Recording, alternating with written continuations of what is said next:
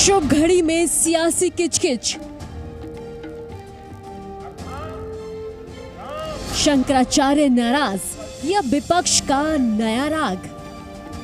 चारों शंकराचार्य वहां पर नहीं जा रहे हैं। अगर ये कार्यक्रम धार्मिक है तो क्या विधि विधान से हो रहा है, धर्मशास्त्र से कुछ किया जा रहा है? पांचवें शंकराचार्य हमारे मोदी जी है। अधूरा निर्माण या सियासी खींचतान। जो मंदिर का निर्माण ही पूरा नहीं हुआ, ग्राउंड फ्लोर पूरा बनकर तैयार हो गया है। शंकराचार्य के बहाने विपक्ष का रण। बीजेपी का पलटवार, राम काज से विपक्ष को दिक्कत। हिंदू देवी देवता सनातन का विरोध करना इनके स्वभाव में आ गया है, संस्कार में आ गया है। लोगों की भावना ही राम के प्रति, मंदिर के प्रति दुर्भावना है। जैसे जैसे अयोध्या में रामलला की प्राण प्रतिष्ठा की तारीख नजदीक आती जा रही है, वैसे वैसे सियासत तेज होती जा रही है। पिछले 1 महीने से राम मंदिर सियासत की धुरी बना हुआ है। सियासतदानों की जुबानी लड़ाई ने इस शुभ बेला को राजनीतिक अखाड़ा बना दिया है। कभी न्योते पर रार हुई तो कभी मंदिरों पर संग्राम छिड़ा हुआ है। कभी राम को मांसाहारी बताने पर कोहराम मचा, तो वहीं अब राम मंदिर को लेकर विपक्ष ने नया राग छेड़ दिया है। चारों शंकराचार्य वहां पर नहीं जा रहे हैं। कारण क्या है, क्यों नहीं जा रहे हैं? किसी राग द्वेष के कारण नहीं, बल्कि शंकराचार्यों का ये दायित्व है कि वो शास्त्र विधि का पालन करें और करवाएं। अब वहां पर शास्त्र विधि की उपेक्षा हो रही है। सबसे पहली उपेक्षा क्या है कि मंदिर अभी पूरा बना नहीं और प्रतिष्ठा की जा रही है। कोई ऐसी परिस्थिति नहीं है कि अपने को अचानक कर देना पड़े। ये हमको कहना ही पड़ेगा पूछे जाने पर कि ये ठीक नहीं है। अब शंकराचार्य के बहाने विपक्ष ने राम मंदिर पर नया रण शुरू कर दिया है। कांग्रेस का आरोप है कि बीजेपी अधूरे राम मंदिर में प्राण प्रतिष्ठा कर रही है और ये सब अपने राजनीतिक लाभ लेने के लिए हो रहा है। कांग्रेस ने कहा कि बीजेपी का अहंकार इतना बढ़ गया है कि वो शंकराचार्य की बात भी नहीं सुन रही है। चारों शंकराचार्य, चारों पीठ स्पष्ट रूप से कह चुके हैं कि एक अधूरे मंदिर की प्राण प्रतिष्ठापन नहीं की जा सकती। अगर यह कार्यक्रम धार्मिक नहीं है तो यह कार्यक्रम राजनैतिक है। धर्म व्यक्तिगत आस्था का विषय है तो उसका इतना विभत्स राजनीतिकरण क्यों किया जा रहा है? क्या उसका इतना विभत्स राजनीतिकरण होना सही है?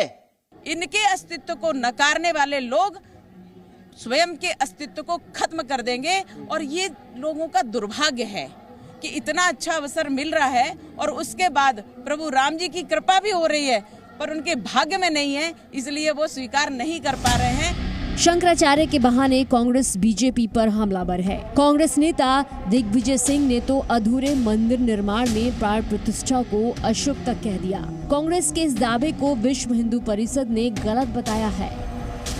धर्मशास्त्र के अनुसार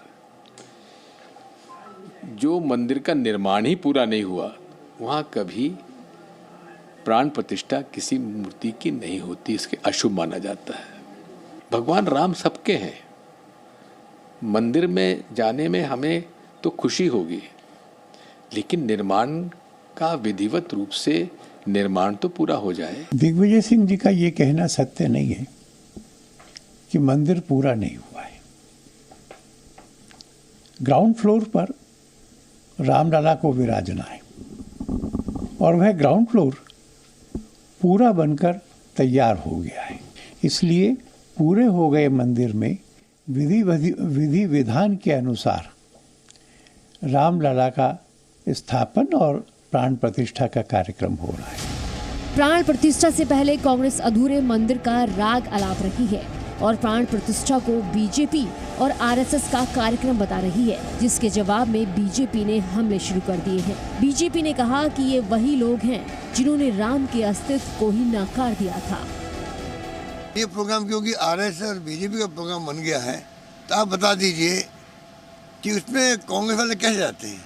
मतलब कांग्रेस का मतलब कांग्रेस प्रेसिडेंट सोनिया गांधी जी, नेता प्रतिपक्ष लोकसभा अधीर रंजन चौधरी जी, वो कहे जाते प्रोग्राम तो आरएसएस बीजेपी का है। सनातन विरोधी तो है ही, साथ में इसकी नीति में जो तुष्टीकरण है, कांग्रेस के तुष्टीकरण इस देश को बहुत नुकसान पहुंचा रहा है। हिंदू देवी देवता सनातन का विरोध करना इनके स्वभाव में आ गया है, संस्कार में आ गया है। उधर शिवसेना उद्धव गुट ने भी अधूरे राम मंदिर को लेकर पीएम मोदी पर हमला बोला। संजय राउत ने कहा कि पीएम मोदी खुद को शंकराचार्य से ऊपर मान रहे हैं। इस देश के 4 शंकराचार्य ने अयोध्या जाने से इनकार किया है कि ये जो अयोध्या का जो राम मंदिर है वो आधा अधूरा है और उनका लोकार्पण शास्त्र के आधार पर नहीं है। फिर भी देश के प्रधानमंत्री के कर कमलों से ये हो रहा है। तो मुझे लगता है 5वें शंकराचार्य हमारे मोदी जी है और 4 शंकराचार्य के वो प्रमुख है। तो भारतीय जनता पार्टी को लगता होगा कि ये सब ठीक है।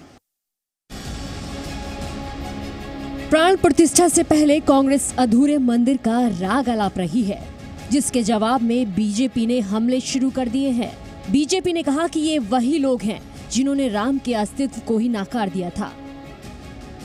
एआईसीसी के स्टेटमेंट से स्पष्ट है कि धर्म के नाम पर इस इशू को पॉलिटिसाइज अगर किया जा रहा है तो उसके पक्ष में हम लोग नहीं हैं, लेकिन हर व्यक्ति की आज़ादी है, उसकी आस्था किस भगवान में है, किस देवता में है, किस मंदिर में है, किस गुरुद्वारा में है, उसका व्यक्तिगत निर्णय है। कोई भी कभी जा सकता है, लेकिन हमें मानते हैं कि इस प्रकार के इशू को पॉलिटिसाइज करके उसका राजनीतिक लाभ लेना, उसको हम सब गलत मानते हैं।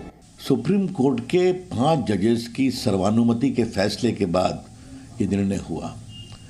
आज आम सहमति से इतना बड़ा भव्य मंदिर बना है। पहले कहते थे कि कोर्ट से फैसला हो तो हम मानेंगे। इन्होंने सदैव विरोध किया था राम जन्मभूमि का, और आज कांग्रेस पार्टी उसी मानसिकता के दबाव में है जो ये शाहबानों के मामले में झुकी थी कट्टरपंथियों के सामने। जहां एक तरफ विपक्ष अधूरे निर्माण का राग छेड़ रहा है, तो वहीं दूसरी तरफ कांग्रेस का न्योता ठुकराने पर भी सियासी संग्राम छिड़ा हुआ है। बीजेपी इसे सनातन का अपमान बता रही है और कांग्रेस की नीयत पर भी सवाल उठा रही है। जो आस्था रखने वाले लोग हैं वो आज भी जा सकते हैं, कल भी जा सकते हैं, परसों भी जा सकते हैं। ये आप ही के पेपर में आप पढ़ लीजिए। मैं ये तो 6 तारीख क्लियर किया हूँ, फिर भी उसको पलट पलट के हम पे इतने वार करना ये ठीक नहीं है।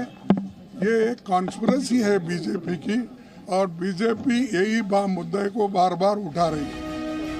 उधर उद्धव ठाकरे ने पीएम मोदी के हाथों प्राण प्रतिष्ठा कराए जाने पर भी सवाल उठाए हैं। उद्धव ने कहा कि राष्ट्रपति के हाथों से ये शुभ काम होनी चाहिए।